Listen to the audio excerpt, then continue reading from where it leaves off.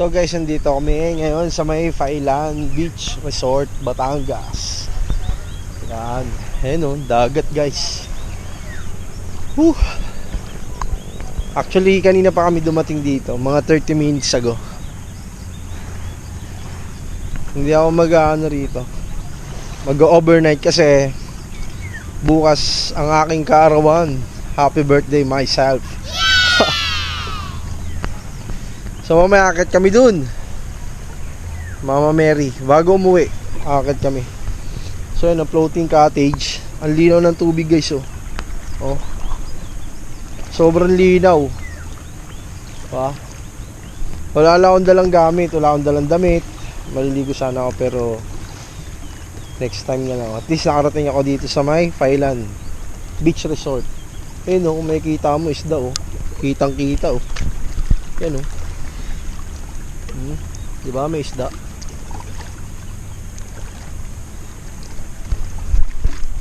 Ayan, mga kasama ko guys. Sayang, di nakuhaan yung video. Ganda ng pag-banking kanina. Okay lang yun. Okay lang yun, bawi tayo next time.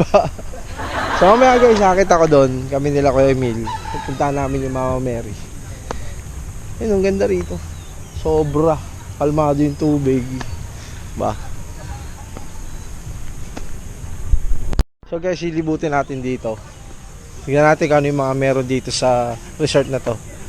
So ito, meron silang kubo rito. Ayan, laki. Hindi ko lang alam kung magkano yung rent dito sa kubo. Tapos meron din doon. Yan, kung makikita nyo diba. Tsaka ang lawak dito guys. Dito pwede magbanlaw pagka maliligo ka sa dagat. Ayan, napakaganda rito. Ito, puno ng mangga. Solid oh. Laki. Meron tambayan dito. Ang ganda ng pagkakagawa nila. Semento.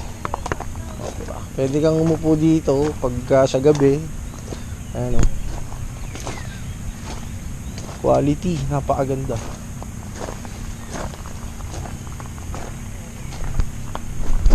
I love Failan Resort. So, di ba? Ganda. Ganda ng kubo nila oh. Hindi ko alam kung magkano yan eh, pero tatanong natin mamaya kung magkano yung rent. Kung magkano yung rent sa mga kubo cottage yan. Sulit na sulit pumunta ka dito, napakaganda. Wow. Alright.